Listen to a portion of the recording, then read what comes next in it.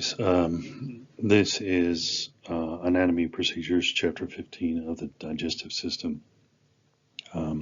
Had to break this. There's a lot of content in Chapter 15, much like the skull chapter, so I decided to break it into 2 recordings. It is one continuous PowerPoint. It's 108 slides long. So the partition point that I chose was I'm going to cover like introductory material about the alimentary canal, and then go into the anatomy of the esophagus, anatomy of the stomach, and then we're going to cover the procedures for those two, the esophagram procedure, the stomach procedure, the upper GI. And then that's where this part 1 is going to leave off. It's going to stop after the upper GI. Part 2 is going to pick up with the small intestine, the small bowel follow through, and then finish with the barium enema. So that was the cleanest way to break it up. That's why this one goes just a little bit longer, slide 1 to slide 62. The other one just a hair shorter, but this is about halfway through the content of the chapter. So here we go. All right, so we're going to talk about the anatomy of the GI tract. It should be review for you because you had it in structure and function class. What's new to you might be the preparations for GI procedures and how does the contrast material barium sulfate behave chemically, and how does that impact the way we perform the exams, and how barium sulfate is going to behave inside the body after the patient swallows it. So those are important considerations that we have to be aware of as we're giving barium sulfate to people. So, and we'll also talk about iodine in solution, which is the other aqueous iodine solution, which is the alternate contrast. And we'll talk about when it's appropriate to switch to an aqueous iodine solution rather than barium sulfate. There's a couple of contraindications for barium sulfate, and we'll cover those as we're talking about barium sulfate in those slides. Okay. I think I did integrate image critique into a lot of these just because you don't see post-procedure overheads anymore, so I include them in the recorded lecture. If we can find some on PACS, I've not had success with those because, again, no one takes those anymore. So in an effort to kind of bolster the image critique part, I think I've included it here in the lesson, the initial lesson, whereas I usually separate that content from the procedures lecture and all the other lesson plans. So type, dosage, route of administration, yeah, we'll go into what types of contrast you'll have to prepare for each procedure and how do you get the contrast into the patient's body. All right, so let's start with just the entire digestive tract called the alimentary canal. It's basically a tube. Musculomembranous means it's got mucous membranes on the inside, smooth muscle on the outer layers, and it runs from your mouth to your backside. Okay, yes. Mouth, pharynx, esophagus, stomach, small intestine, and large intestine. Those are the major components of the alimentary canal. The GI system also has accessory organs like the liver, the pancreas, salivary glands, so on and so forth.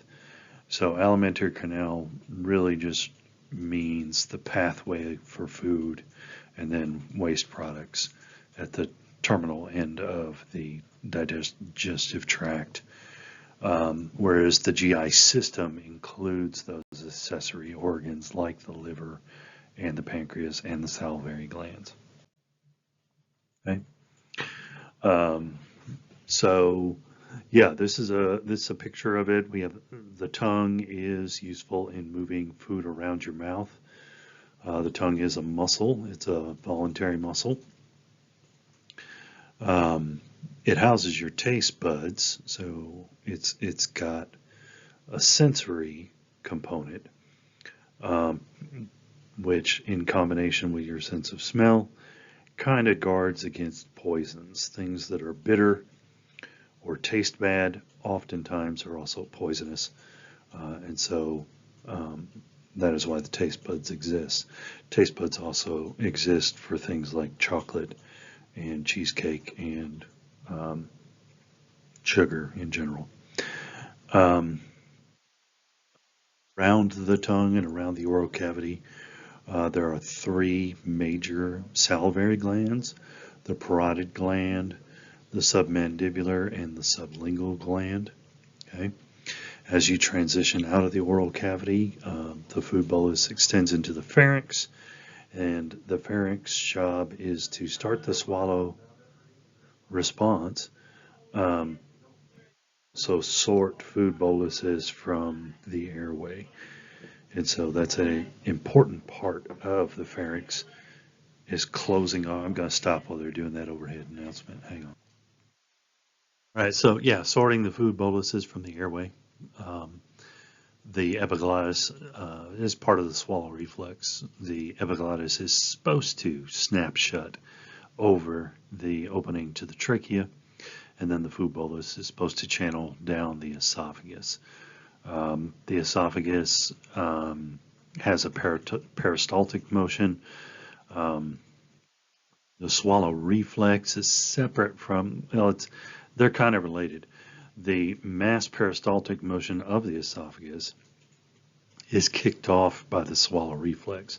And so you get a relaxation of the smooth muscle in the esophagus in front of the food bolus, and then a contraction of the smooth muscle in back of the food bolus to continue the swallow motion all the way down to the stomach. And so the food bolus doesn't, or is not supposed to, hang out in the esophagus for a very long time. It's supposed to immediately transition to the stomach.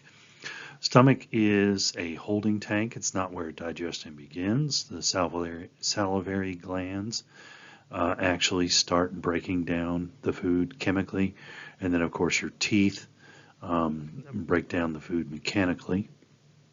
Okay, but then the stomach adds hydrochloric acid to the mix and starts mixing, and in addition to being a holding tank, it does have smooth muscle that can mix and churn the contents, the inner contents, and thoroughly distribute the acids, and the acids start attacking molecular bonds and starting to break apart macromolecules into component nutrients. Okay, it's not complete at the end of the stomach. That process actually completes in the small bowel. Okay, a little later on down the line, we'll get the parts of the stomach in greater detail. But for now, let's just continue on. We go into the duodenum from the stomach, and that's where we get the addition of the bile from the biliary system, plus also the pancreatic juices from the pancreas, which serve to further break down different components of food. Biliary system, the bile secretion is meant to emulsify fats, and then the pancreatic juices are meant to separate, break up fats and proteins in particular into component amino acids for absorption. Okay? So once they pass the duodenum, more mixing and churning, but also a spreading out of the bolus through the small intestine, and a rhythmic oscillation peristalsis that moves the boluses back and forth, and that's so that we give the digestive agents, the digestive enzymes, time to work and fully break apart macromolecules and promote absorption in the villi of the small bowel. Okay.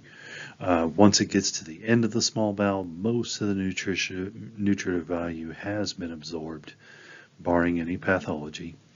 And then the bolus enters the large colon. Once the bolus enters the large colon, it's considered stool, not food bolus anymore. The nutrition has been harvested away from, so all that remains is waste product. Okay. The first portion, the receiving portion of the large colon, is called the cecum. Less mixing, more compacting of the waste, and then drawing off excess water. Those are the main components of the large intestine. If there is a bacterial or parasitic irritant, the large intestine can also draw water in order to clear its contents faster. The large intestine does not like to hold on to excess water, and it's one of the triggers for cramping and mass peristalsis is the addition of water to the large intestine, and we need to keep track of that during the barium enema, because that's exactly what we're doing, is we're effectively filling the large colon with water, and that physiological response is cramping and diarrhea. So, all right, moving on, further, a deeper dive into the anatomy of the mouth. It is called the oral cavity. Enclosed dental arches, those are your top and bottom rows of teeth.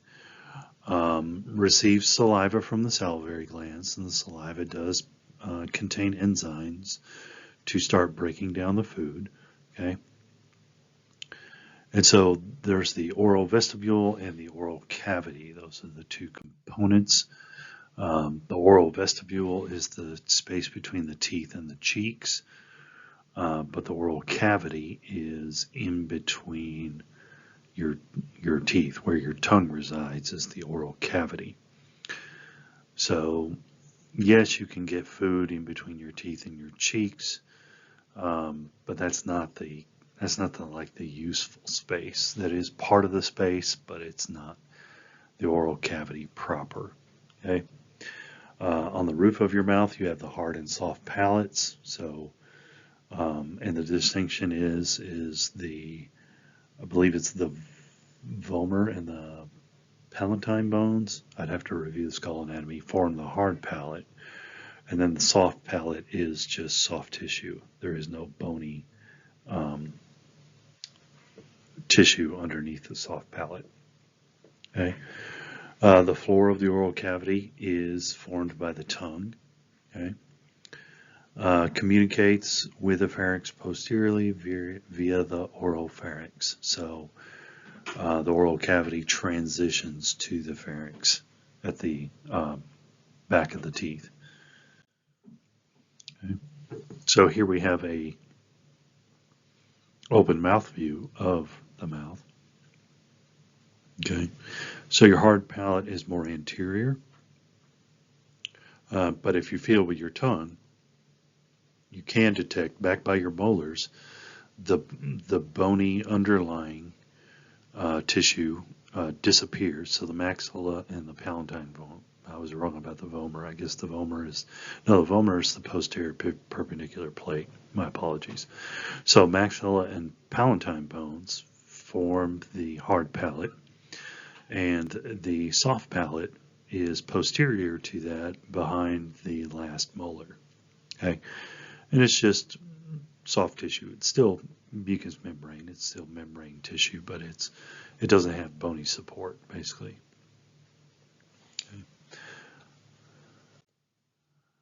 The uvula is a small pendulous process in the center of the inferior border of the soft palate.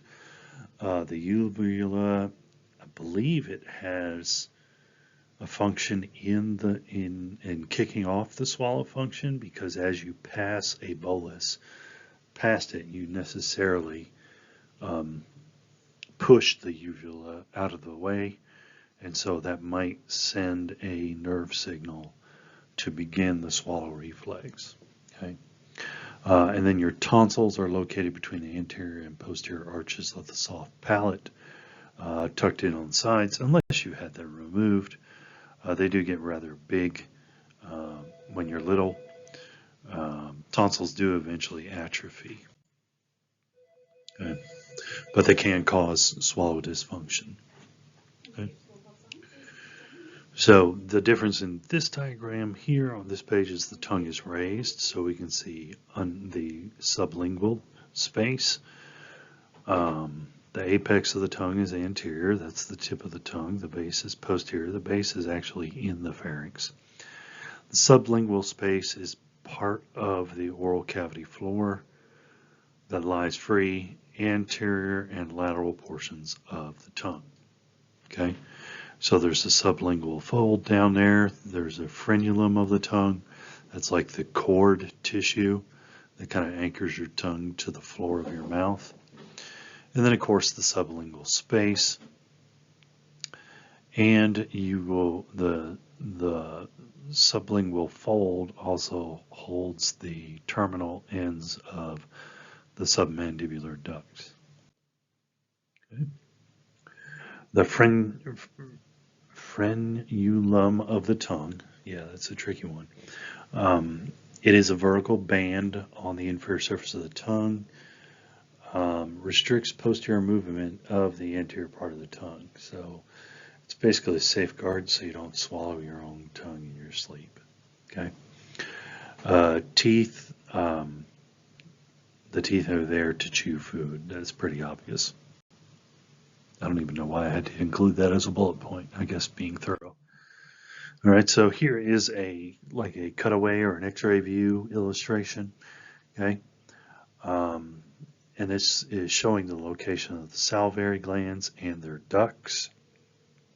Okay, so it looks like the sublingual and the submandibular duct, they share a single duct, whereas the parotid gland has its own duct.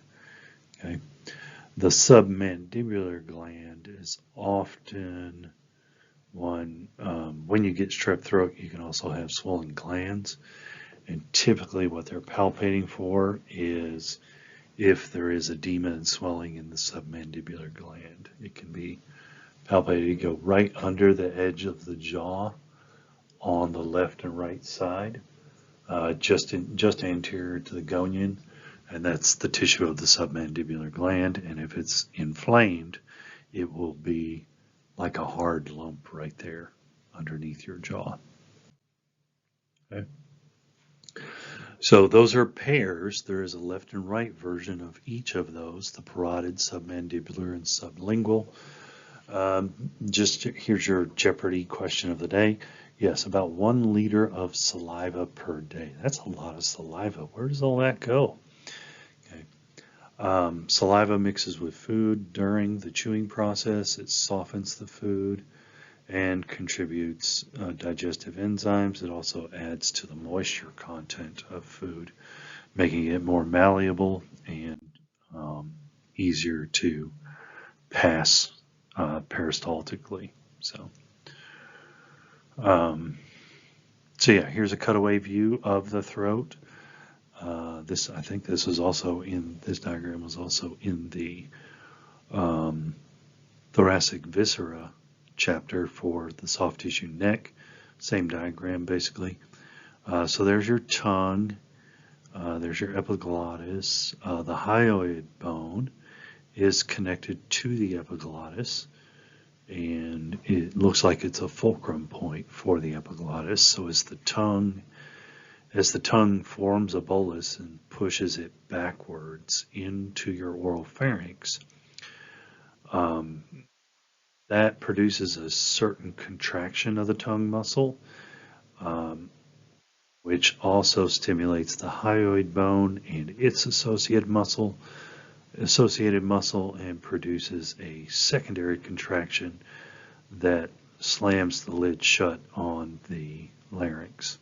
Okay, so that's all supposed to be an automatic process, whereas a certain motion of the tongue will eventually cause the epiglottis to slam shut about a half a second later. But that process, it is a nervous system response. It's a reflex response, and it can be pathologically. Most common cause is CVA. A stroke will cause an altering to the swallow reflex or a delayed swallow reflex. Okay, so we do want the food to go into the esophagus, not into the trachea. Remember, your trachea is anterior to your esophagus. So if you are watching a swallow dysfunction exam or a swallowing series on an esophagram, any penetration anterior typically will result in the end of the case because it's not safe for the radiologist to proceed when they've just witnessed a barium aspiration. Small volumes of barium in the windpipe can be coughed out with most of the time negligible risk of aspiration pneumonia. But if the radiologist were to continue, then you have a large bolus of barium in the airway. You could cause an airway obstruction, and or the real risk, the high probability risk, is aspiration pneumonia. And so that's why the radiologists usually terminate the exam upon aspiration. Okay. Not that you should cheer for that. That means the patient's not able to swallow things without choking on them and sending them down their airway. That's not something you should celebrate. Okay? So our pharynx extends from the body of the sphenoid and the basilar portion of the occipital bone to about C6, C7, and then it becomes the esophagus. Okay, it's got a there's three portions: the nasal pharynx, the oral pharynx, and then the laryngeal pharynx. Remember, it's both part of the digestive system, but also the respiratory system. And so the nasal pharynx and laryngeal pharynx are respiratory system structures. The oral pharynx is the digestive system structure, and they have to cross each other. And so that's why the epiglottis has to be the way it is because it's a shared space with the airway. And so we got to shut off the airway temporarily while we swallow, or at least we're supposed to. Okay. So as the pharynx tapers, once it stops tapering and becomes just a cylinder, that's when we call it the esophagus. Okay, and the esophagus is just a small flexible tube. It typically collapses on itself when it is not holding a food bolus. So on CT slices, you won't see an open esophagus, but you will see an open trachea. The trachea is held open by banded cartilage, those cartilage rings. The esophagus doesn't have anything to hold it open, so it just naturally collapses on itself when it's not holding a food bolus. Okay. Esophagus does bend just slightly when it passes in close proximity to the aortic arch, and then it also bends anterior to posterior when it's passing by the left main stem bronchus. So it kind of does a little whoop-de-doo right there in the middle of the mediastinum. You can see the aortic arch impression typically on an esophagram, but you can't see the left main bronchus displacement unless you're in a lateral position. Okay. The esophagus passes through the diaphragm, and then as it passes, this diagram is actually flawed. As it passes through the diaphragm, continuous with the diaphragm is the cardiac sphincter, which is the banded muscle that can pinch it closed and keep the stomach contents from washing up. So our esophagus starts at about C6. This is through the diaphragm at T10.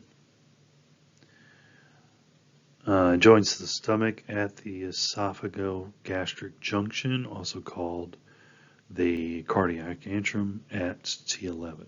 Okay, so the difference between the antrum and the sphincter, the cardiac antrum is the passageway at the distal esophagus. The sphincter is the banded muscle that opens and closes that passageway. All right.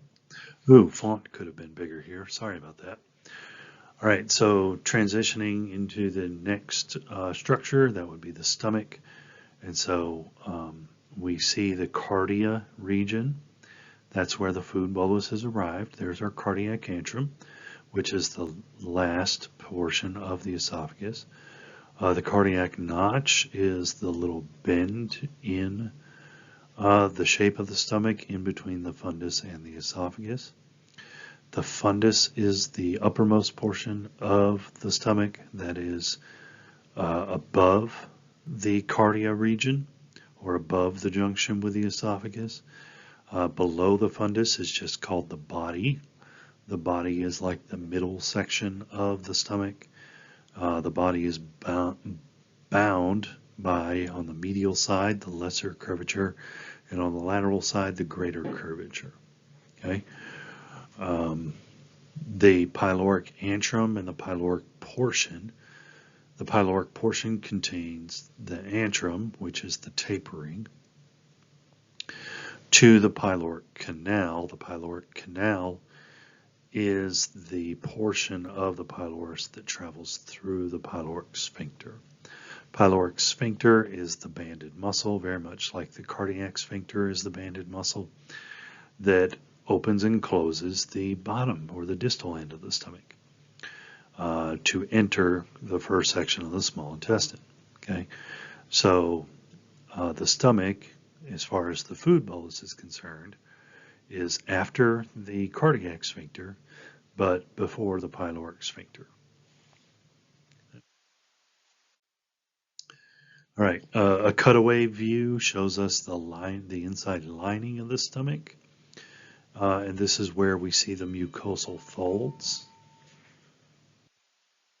Yeah, the rugae just add to the internal surface area of the stomach and allow for better mixing and breaking down of food boluses into tinier components so that in the next phase in the small bowel, those individual nutrients can be extracted. So the whole point is breaking down food into from macro structures into tinier morsels that are starting to become chemically altered. The addition of the acid helps with that and starts the digestive process.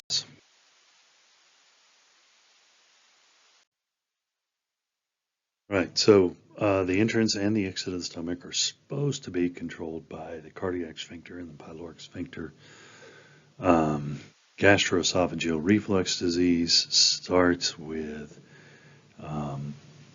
issues at the cardiac sphincter and allowing the contents of the stomach to reflux into the esophagus, the distal esophagus. And that is the root cause for about 6 or 7 different esophageal pathologies. Okay. So the cardiac sphincter is supposed to control that opening. We do not want acid to get into the esophagus. It irritates the lining of the esophagus. Okay. And then at the distal end of the stomach, we want to control, because the stomach is a larger container than the small bowel is, we want to partition the meal, the food bolus that's arrived, and send it into the small bowel in tiny bits or bite-sized bits. So the pyloric sphincter opens and relaxes, allows a little bit of the stomach contents to enter the duodenum, and then closes back off again. And gradually piecemeal empties the stomach contents over the course of 45 minutes to an hour. Okay. The stomach position itself anatomically is affected by body habitus. You'll find that the hypersthenic habitus has the most horizontal stomach, and the asthenic and hyposthenic habitus have what's traditionally known as the J-shaped stomach, where it plunges into the pelvis. You can actually have the pylorus and the duodenal bulb at the level of the L5S1 or at the level of the sacrum in a asthenic or hyposthenic habitus. Yeah. The gastrointestinal transit, of course, is peristalsis. Peristalsis inside the stomach is slightly different because it's mixing and churning as well as advancing. 3 to 4 waves per minute occur in the filled stomach, but it does partition its release into the duodenum such that the stomach empties in about 2 to 3 hours, and that spreads the meal out through the small bowel because that's when the lead edge of the bolus reaches the ileocecal valve. The last of the meal is emptying out of the stomach. Okay. The food bolus needs to spread out through the small bowel for effective absorption. All right, so contrast media for these things, radiographic demonstration requires the use of contrast media. It's just a soft tissue. So the GI tract really doesn't show up all that well. You can't really see its features. You can't see the detail of the mucosal membrane without the use of contrast media. So what does contrast media do? It increases the attenuation of the X-ray beam in the area that it's introduced in. It does so because contrast media usually contains a molecule with a high atomic number, a high Z number.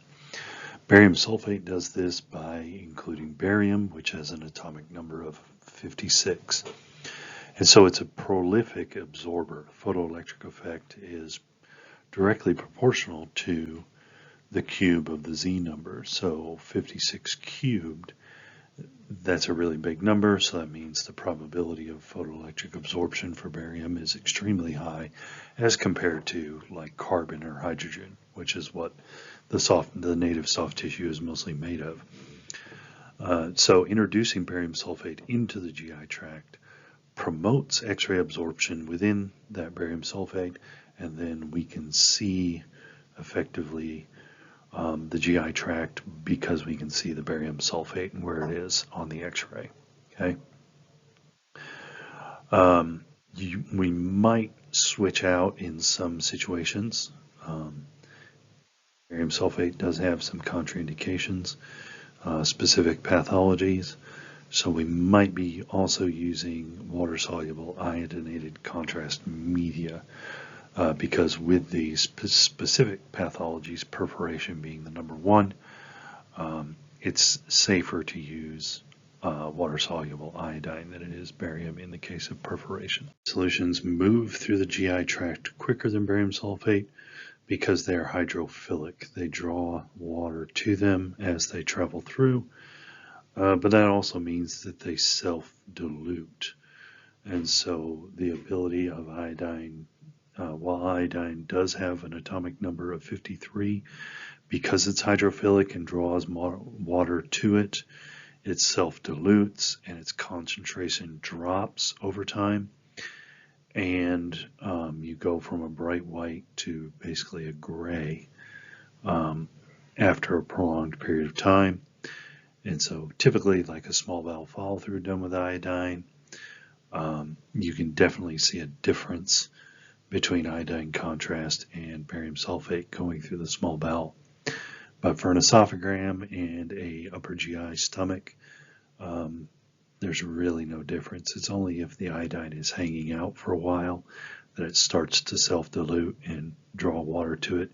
It does move through faster. Some techs spike the barium sulfate for a small bowel follow-through with a shot of iodine, like a 1 ounce of the gastrografin, to promote that motility and push the barium through faster. Okay. The iodinated solutions do not have the additive adhesives like we can put into the barium sulfate mixtures, and so clinging to the walls, the inside walls of the small bowel, iodine doesn't do that as well as barium does. Okay, but iodine is an appropriate alternative if barium sulfate is contraindicated. So we administer contrast media orally. Okay. Iodinated medium, it will outline the esophagus but not adhere to the mucosa. A satisfactory examination of the stomach and the duodenum. So iodine can be substituted for the esophagram and the upper GI with very minimal loss of diagnostic quality. It's when you get to a small bowel follow through that there's a significant loss in diagnostic quality. Okay. Oh, look, font too small. Sorry about that.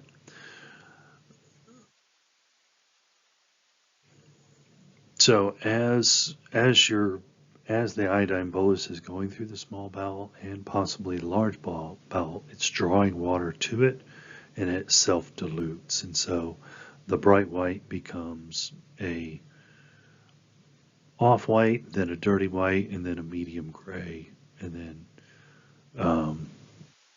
then just no difference between that and the mesentery. So it basically loses its ability to provide that contrast over time. You can do a barium enema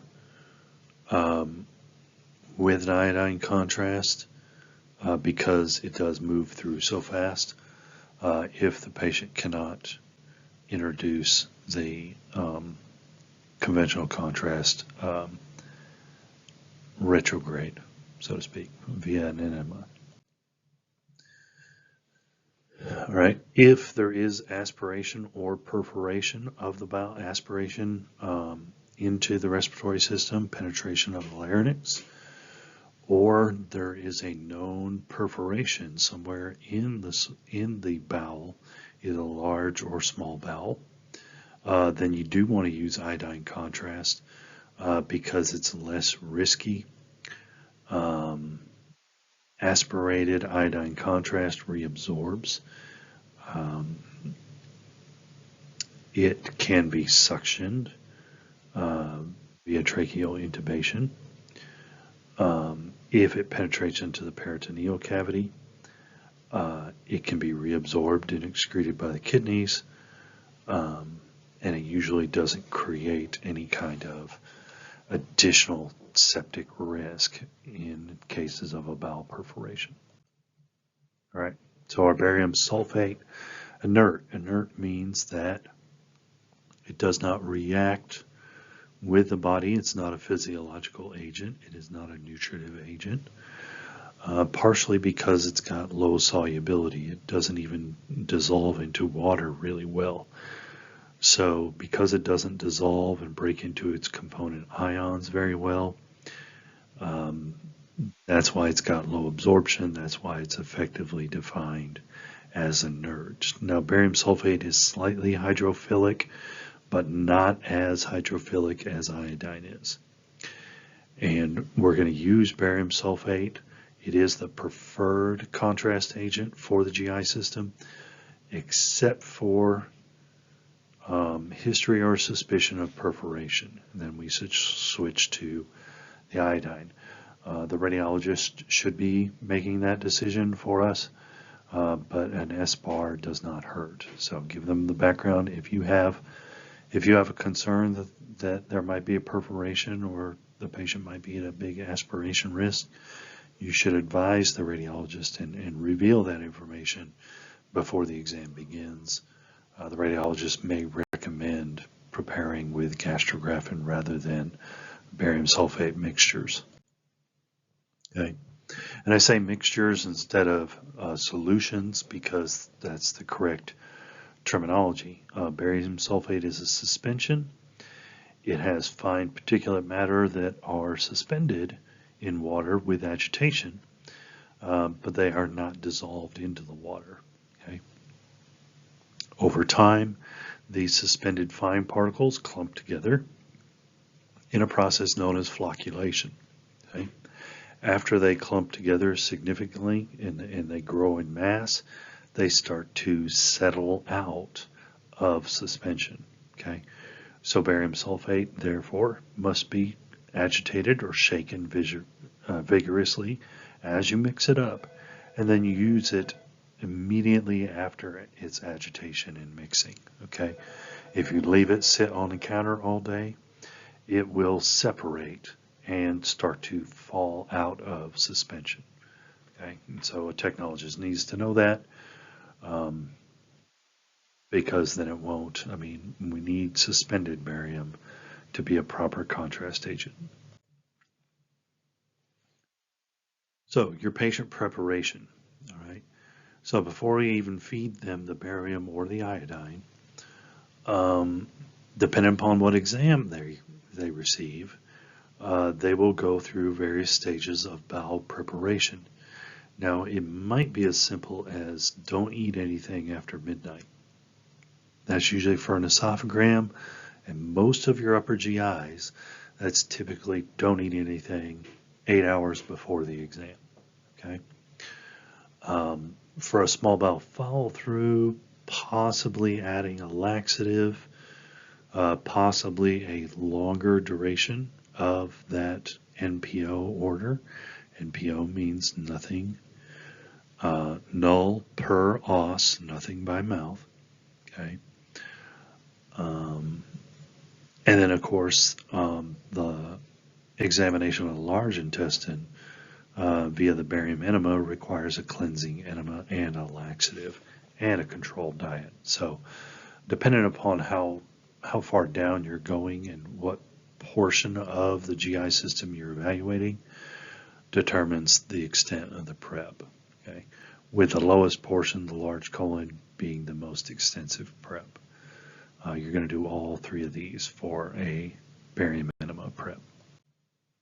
Okay. So getting our exam room ready. The room should be completely prepared before the patient arrives. We need towels and linens. We need emesis basins. The barium doesn't taste very nice. It tastes like chalk. The iodine doesn't taste very nice either. It tastes like medicine without the sugar. Okay.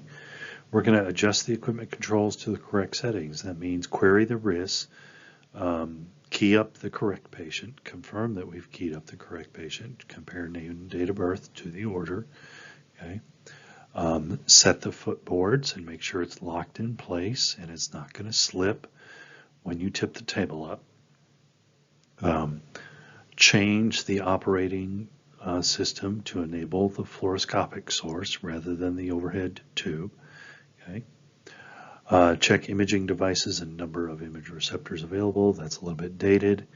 If you are doing post-procedure overheads on CR plates or on a DR plate, make sure that that's readily available as soon as the radiologist is finished. And then prepare type and amount of contrast. That varies according to procedure. Right. In addition to the barium and setting up the control panel and the table, we're also going to want to make sure we find either the paddle or the spoon. The paddle is an inflatable balloon airbag on a stylus. It has a one-way valve and a little pumper ball, so it can be deflated or inflated. The radiologist usually likes this inflated and ready to go, and it's a radiolucent mashing device. Both of these are. Now the book calls this an F spoon. I guess if you turn it around, it's shaped like the letter F. I've only heard of it as the spoon. That's item B here, or image B. The spoon is just a hard version, a plastic mold version of the paddle. Some radiologists prefer the spoon, some radiologists prefer the inflatable paddle. The paddle does have an air bladder that can dry rot over time. And you can order a replacement air bladder for these things, and you can actually take out the old dry rotted one and refurbish and replace the air bladder. In these, I had to do that once during my career. It takes like 10 minutes, not that hard. You just got to get the hose to go down the stylus handle is all. So, but there's a little pipe clamp to attach the one-way valve and the pressurizing bulb. So both the paddle and the spoon are radiolucent, and they just allow for bowel compression to separate. In particular, we're trying to separate the small bowel loops and free them from superimposition so we can evaluate small bowel loops. So you wear these things out typically in the small bowel follow through. Okay. You probably won't need the paddle or the spoon for like an esophagram, but small bowel follow through, you're definitely going to need those. Okay. So in addition to those, contrast media should be prepared if it's an enema. Okay. Oh look, taste, enema, they shouldn't have put those together in parentheses. So describe contrast media and administration. Be very careful with your wording as you're talking to the patient, educating them about what they're going to go through. Okay. The enema tip placement is not a pleasant experience, and depending upon how you describe it, could raise the patient's anxiety a little bit. So just watch what you're doing with that. You should prepare the patient if they've never had barium before. Tell them it tastes like chalk. Okay. Tell them that the radiologist will be dimming the lights. That's so they can see the fluoroscopic screen, the display monitor, better with a darkened room. And then because sometimes it's not a radiologist, they say the fluoroscopist, sometimes it's a radiologist assistant rather than a radiologist. So just whoever's going to be running the fluoroscope, you should make an introduction as they enter the room, because the patient's been introduced to you, but they haven't been introduced to the radiologist yet. Now, exposure time. We're fighting peristalsis here with exposure time. We're also fighting breath motion, but that's more obvious to control. What's not obvious is the peristaltic motion, because that's an involuntary motion. So pathology, use of narcotic pain medicine, body position, respiration can all affect the speed of peristalsis. Okay, presence of pathogenic agents can affect peristaltic speed too. We can't control peristaltic speed. It is what it is. The only thing we can control is exposure time. And so typically your GI exposures are going to look better, have less motion artifacts if they're done with high KV, high MA, and then therefore low exposure time. Okay, so we want really rapid exposure times, almost instantaneous exposure times, so we don't give the opportunity for the peristalsis to actually move during the exposure. Okay. All right, so for the upright position, your exposure time is 1/10 of a second or less recommended. Okay. For the recumbent position, you can go slightly longer than that, but again, you want to keep the exposures as rapid as possible or as short a duration as possible, and that's going to reduce all types of motion. Okay. Deglutition arrests the respiration process. So for a swallowing picture for an esophagram, you don't have to worry about asking the patient to hold their breath, but you should have the patient hold their breath And then the radiologist knows these cues. If they take in a breath and swallow, the swallow peristalsis is going to be slower. If they blow all their breath out, barium in the lower esophagus is delayed at the end of full expiration, and that's because of the change in pressure between the abdomen and the thorax, and that's also one of the ways we trigger a reflux event is through what's called a Valsalva maneuver. So the radiologist plays with the breathing instructions sometimes to trigger certain pathologies like gastroesophageal reflux. Okay. Normal peristaltic activity, really you don't want longer than 0.2 seconds on average. If you have hypermotility, less than 1/10 of a second.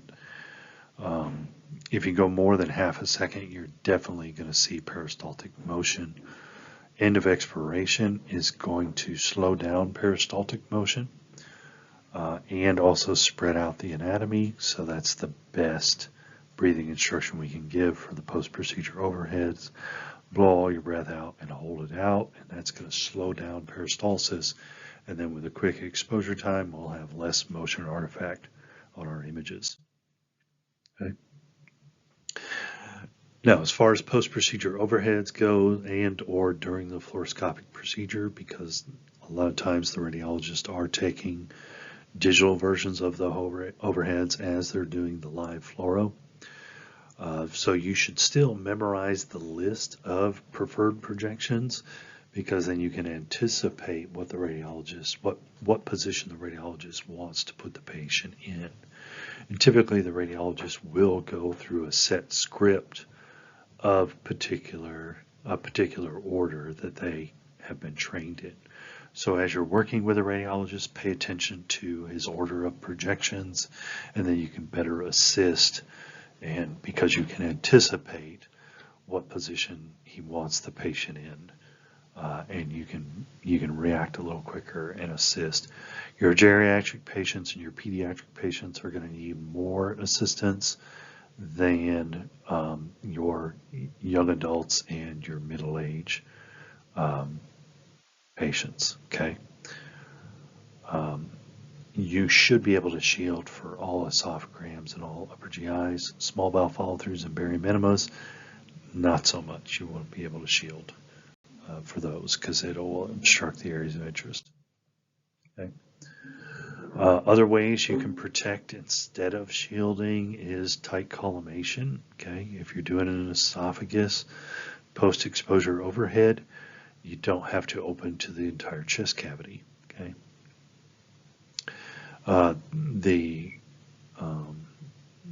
guess the exception to that rule would be if the radiologist wants a PHS projection post-aspiration to evaluate the extent of the aspiration, then you would not collimate to just the mediastinum. But if you're doing an esophagus oblique overhead, just collimate to the mediastinum 5 inches across from left to right with proper centering. Okay. The upper GI, you can collimate to the right, to the left upper quadrant in certain habitus, but remember the hyposthenic and asthenic habitus, you probably want to open up more because of the plunging stomach. So watch that. Shielding for esophagograms and upper GIs you should be able to shield without much restriction. And then use a good technique. Remember, you're introducing barium, so there's going to be more attenuation, more absorption, so less photons are going to hit the image receptor. So you should increase the penetration power of your beam and then slightly increase the number of photons you send as well, as compared to a conventional abdomen radiograph. So typically for your upper GIs and your esophagograms, you're going to go like 88 to 90 kV. For your barium enemas, you're going to go you're going to go, well, you might go 95 on your upper GIs if it's hypersthenic. Your barium minimas are going to start at 100 and go all the way up to 110 kV for hypersthenics. Okay. All right, so we got a review question here. Let's see. Peristalsis is affected by, is it body habitus, use of narcotic pain medicine, body position, or all of those? Is it 1 and 2, 1 and 3, 2 and 3, or 1, 2, and 3? And the correct answer is 1, 2, and 3. All three of those affect peristaltic speed. Okay. And so let's get into our essential projections here. You'll do a straight AP or a straight PA, depending upon what the patient can tolerate. And then you're going to do oblique projections, which are the really good projections as far as an esophagus go. In particular, the RAO projection and the LPO projection are going to show you an esophagus free of superimposition with the spine off to one side of the image and the heart shadow on the opposite side with the esophagus sandwiched in the middle. So those obliques are probably the best diagnostic quality of all in the Essential series. The oblique projections demonstrate the esophagus the best. Okay, so when we're doing an oblique esophagus, we can do an AP oblique or PA oblique. I believe this shows a PA oblique esophagus. And so the good angles to get the heart out of the way are the 35 to 40 degree RAO or 35 to 40 degree LPO, depending upon if the patient is prone or supine. Okay. Align IR and elevated side of the patient to a sagittal plane in the middle of the upper left quadrant. Okay. Center ray enters perpendicular to the midpoint of the IR, which should be at the level of about T7 again, because that's the middle of the thorax. Remember, the esophagus goes all the way up to C6 and then all the way down to about T11. So we want to, it's kind of like centering for maybe go up to T6 because you do want a little bit more superior real estate than you do inferior real estate. We don't need T12 on there, but we do need C6. So cheat up about an inch from T7. Okay, your straight AP or PA, it can be single or double. A double is typically done by the radiologist immediately after the patient swallows the fizzy crystals. So those fizzy crystals, they're made of sodium bicarbonate. As soon as that hits water, it precipitates carbon dioxide gas. So if the radiologist is running the fluoroscope and taking images just after the patient takes those crystals, excuse me for a second. All right, so typically your radiologist is going to open up either an esophagram or an upper GI with a swallowing series to watch the swallow reflex in the oral pharynx, but also to watch the barium pass through the esophagus, the cardiac sphincter to hopefully relax and allow the barium to drain into the stomach. Okay, so for your AP position, you do want to turn their head to the side because they need to drink and swallow in order to capture a barium-filled esophagus. Now, I've never done an AP esophagus with a patient supine that is laying on their back and then turn their head to the side to drink. Okay, the reason is that seems like it's prone for aspiration. I've only ever done oblique esophagus drinking films, and we can show you how those go. We are going to add a lab component this year to the GI lecture, so I'm going to show you how to pull off a drinking film. But with a patient prone, they might be better able to drink from a straw. So the instructions are drink and swallow. You don't have to tell them to hold their breath because remember, swallowing function automatically takes care of that, hopefully. So drink and swallow for a 4 count and then exposure. Centering, again, 1 inch superior, about T5, T6, because the esophagus, that's about the midpoint of the esophagus, starting at C7 going to T11, as we covered earlier in the anatomy section. Okay, collimate the field in side to side, and they say 12 by 17. You can probably go 5 inches across from left to right for most esophagus. Again, the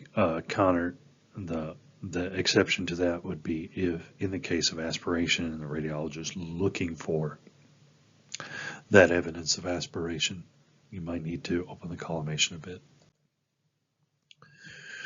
All right, so our oblique esophagus, again, this is a redundant slide. Yeah, I think we already covered this, but this is what it looks like.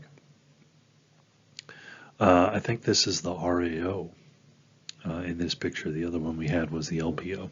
Okay, 2 inches lateral to the mid-sagittal plane. Should see the barium-filled esophagus sandwiched between the spine on, in the case of the RAO, the spine's going to be on the left side of the image, heart shadow is going to be on the right side of the image, and the spine and the esophagus is going to be sandwiched in between. We need drink and swallow for a 4 count to get a full esophagus. Right, for a lateral esophagus, just roll them into a lateral recumbent position. Arms forward, very much like you're shooting a T-spine. Mid-coronal plane, you don't have to go 1 inch posterior to the mid-coronal plane. The esophagus is on the mid-coronal plane. And again, center for T5, T6, which is about 1 inch superior to where you typically center at T7. Okay. Again, you can compress the collimated field from, this time, from front to back, anterior to posterior. You do not need the entire thoracic cavity, you just need the barium-filled esophagus. That is a poor attempt at raising the patient's arms. They could do better than that. That's why we're losing the proximal esophagus. And we can't see it as well. The patient should have raised their arms higher for this one. All right, so esophageal pathology, you're going to see this again in your senior year. Varices, those are little channels or rivulets in the distal esophagus caused by scar tissue. Zenker diverticulum, that's in the proximal esophagus. Those are diverticulum forming off the oropharynx, that is false channels or false pockets. Schatzki's ring is a mucosal ring in the distal esophagus. It's where scar tissue has arrested the muscular layer and caused it to seize up and have a fixed diameter. A hiatal hernia is best demonstrated with Valsalva maneuver. A hiatal hernia is where a portion of the stomach has herniated into the thoracic cavity, and so the esophagus is not penetrating through the diaphragm anymore. The stomach has come up and herniated through the diaphragm. Hiatal hernia is the #1 root cause of gastroesophageal reflux disease. And then Barrett's esophagus is peptic ulcer with stricture at the distal esophagus. Barrett's esophagus is a sign of severe esophageal erosion as a result of gastric esophageal reflux disease. Okay. There's a demonstration of Schatzki's ring, radiographically. You'll see a lot of the other pathologies in your pathology class as it comes around your senior year. All right. So performing an upper GI series, you're going to do a scout film. You don't necessarily do a scout film for an esophagus. You can do a scout film. Some radiologists do call for it. Sometimes it's a soft tissue neck. Sometimes it's a KUB. Sometimes it's both a soft tissue neck and a KUB. For a GI series, it's a KUB. Okay, so shoot a KUB on the patient before you introduce barium. The scout image serves two purposes. It gives the radiologist a comparison view after contrast has been administered, and it confirms that the preparation was successful. Okay. All right. All right, guys, getting back to it. We want the stomach to be empty for the upper GI, obviously. Any residue or residual food boluses could cause a, it causes indeterminate diagnostic finding is what it actually causes. Residual food can create a filling defect for the contrast. And so that filling defect could look like an ulcer or could look like a mass. And so you get a non-diagnostic study with residual stomach contents. And this also carries through to the small intestine and large intestine. Any residual matter inside the gastrointestinal tract will produce a false positive that can't be ruled out as a pathology. And so we really like the preparation to be complete for a stomach upper GI series. You don't have the patient eat or drink anything for 8 to 9 hours before the examination. Okay. If it's an upper GI with small bowel follow through, we extend that to dinner time the day before. Okay, so usually it's like NPO after midnight is the order, or something similar to that. But for a small intestine, we need to go a little bit longer, so it's NPO for 12 hours or the evening meal rather than midnight. So nicotine and just regular old chewing gum can stimulate gastric secretions, and so that affects peristalsis, that affects the ability, if you have more gastric secretions, it also affects the barium's ability to adhere to the intermucosal lining. And so nicotine and smoking and gum chewing are also not, you can't do that as a patient on the morning of the exam. They affect the outcome of the exam. So no cigarette smoking, no gum chewing on the morning of the exam. So NPO means NPO. Right. Single and double contrast upper GI. So we're going to use a combination of barium sulfate, typically in a liquid form, but also different thicknesses of that liquid. We're going to have a thin barium and a thick barium. We're also going to have carbon dioxide crystals, or seltzer water sometimes is used, but the carbon dioxide crystals, the sodium bicarbonate is preferred because the seltzer water adds water volume to the stomach and that dilutes the barium. Okay. Additionally, occasionally for swallowing dysfunction as a diagnosis, you're going to use an easy disc tablet to see if it passes the esophagus and the cardiac antrum. Sometimes a large pill will get hung up in the cardiac antrum, and so the easy disc barium pill is 1/2 inch in diameter. Okay, that is a registered question. The standardized barium pill is 1/2 inch in diameter. All right, so a biphasic examination is just another way of saying double contrast. And the double contrast is air and barium typically. Okay. Your essential stomach series, if you were a tech in my era of being a technologist about 15 years ago, you would do post-procedure overheads, and you would always do this series of projections after the radiologist was done doing their spots and their live fluoro examination. Okay, you'll do a PA oblique LPO, an AP oblique RAO, a right lateral, and an AP. Okay, and you can do them in any order. I usually started out with an AP, an AP oblique, and then rolled to a lateral, and then finished up with the PA oblique and the PA projections. So that way the patient is continuously rolling from their back onto their stomach. Okay. The different projections will show off different parts of the stomach and duodenum. All right, so the first one for the PA stomach, the patient is recumbent prone or they are upright. Align the midline of the grid, that is the image receptor, to a sagittal plane passing halfway between the vertebral column and the left lateral border. Basically center on the left upper quadrant.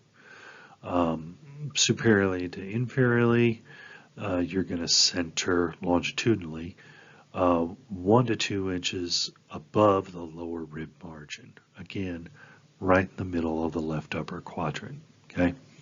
If you do an upright, remember that the stomach is going to sag just a little bit more, so drop your center somewhere between 3 and 6 inches for an upright PA stomach, because all the soft tissue contents are pulled down by gravity.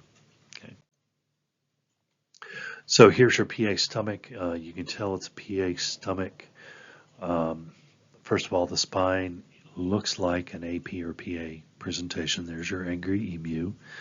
And so you know it's not oblique because of the way the spine looks. And then you see air in the fundus and barium in the pylorus. And if you pay attention to the anatomy of the stomach, the fundus is actually in your left armpit. So it's on the mid-coronal plane on the left side underneath your diaphragm.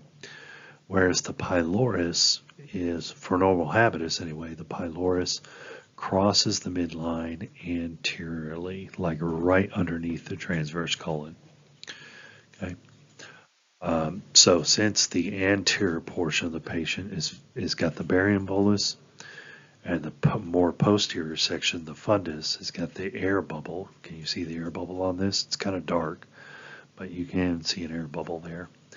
That means the patient was laying with their anterior abdominal wall closest to the floor when this radiograph was taken. Now, if you do an upright one, you're going to get a meniscus line, an air fluid boundary, nice horizontal line sign, and that would be the difference between an upright and this one is done prone because there is no air fluid horizontal line here.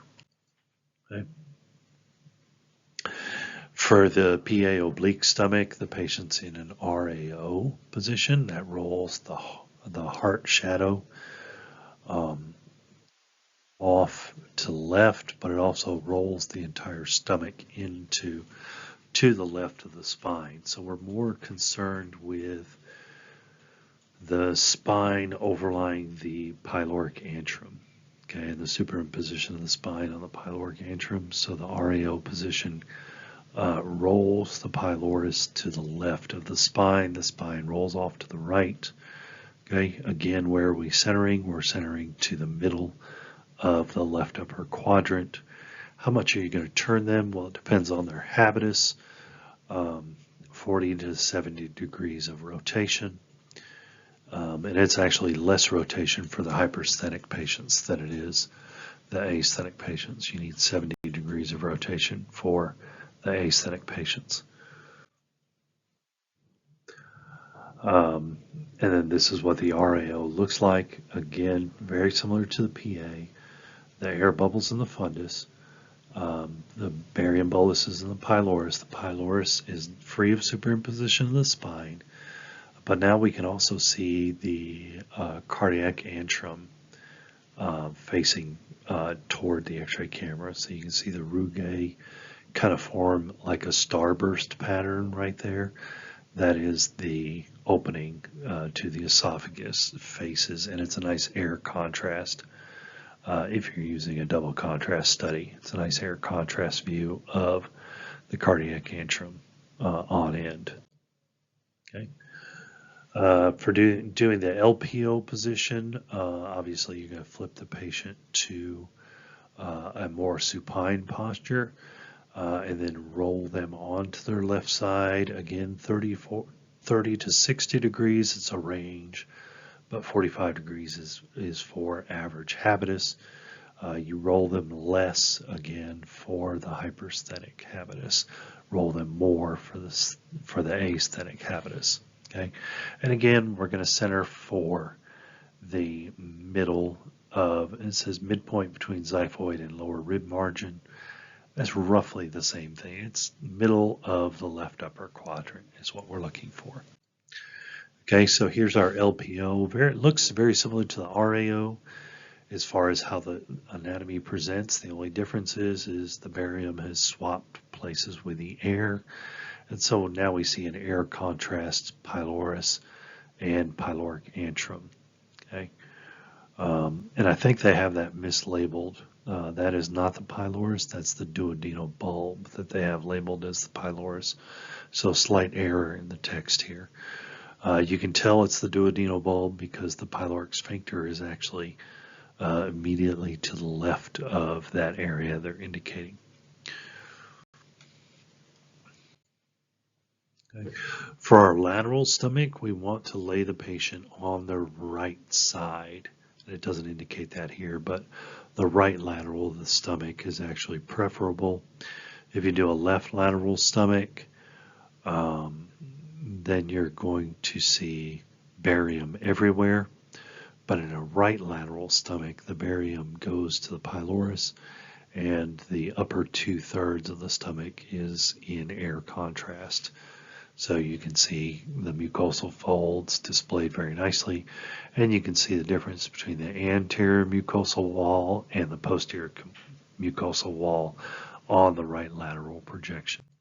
Okay, and this is how it looks. So patient's right side down, and that means the barium is all going to flow into the pylorus and duodenum. All right, so again, yeah, lay them on the right side. The barium funnels into the pylorus, dumps into the small bowel. The features that you can see, of course, you can see the anterior rugae and the posterior rugae lining of the stomach for the upper 2/3 of the stomach.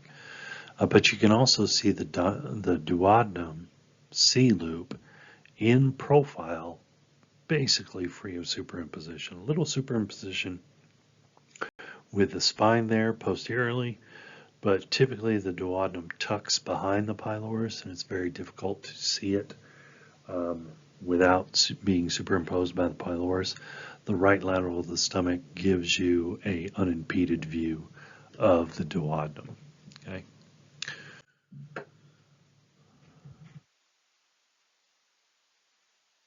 All right, for the AP projection, pretty straightforward. Lay them on their back, AP supine.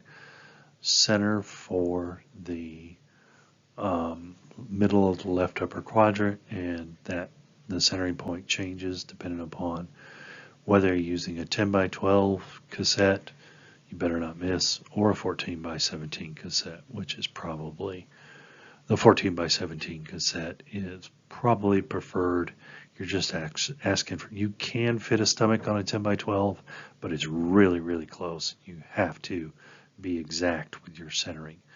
14x17 cassette gives you a little bit more freedom to be off center and still not clip any of the demonstrated anatomy. So just be mindful of that. I recommend overheads being done on, if you're even doing them, on a 14x17 inch field, vertical. All right, so here's what our AP stomach and duodenum look like, and this is the image critique portion. So how can we tell this is AP? First of all, the gas bubbles in the pylorus. So that means the patient's laying on their back, because we know air bubbles rise to the highest position. They seek out the high ground in a gravitational field. So if the patient's laying on their back on a table, the pylorus is actually the furthest point. So again, air bubbles are seeking out the high ground. The pylorus is furthest from the floor because it's anterior at the midline. The fundus part of the stomach is closest to the floor with the patient laying on their back on the exam table because the fundus is in the left armpit or left axillary region. So the fundus is filled with barium. That's not a surprise. The pylorus, pyloric antrum, and the duodenal bulb filled with the air bubble. And this is one of the ways you can tell it's an AP. Now, how do we know it's not an oblique? Well, we can see the angry emu. We can see spinous process is centered on vertebral bodies. And so we know the spine is not oblique, therefore the patient's not oblique. Okay, so we use the spine and the rib cage partially, and if the pelvis is on there, the pelvis to determine whether it's an oblique or whether it's a straight AP.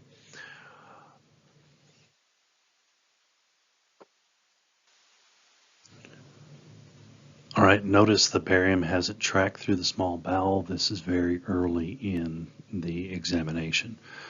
Now it does say that, remember the positioning said center for the right upper quadrant, or left upper quadrant rather.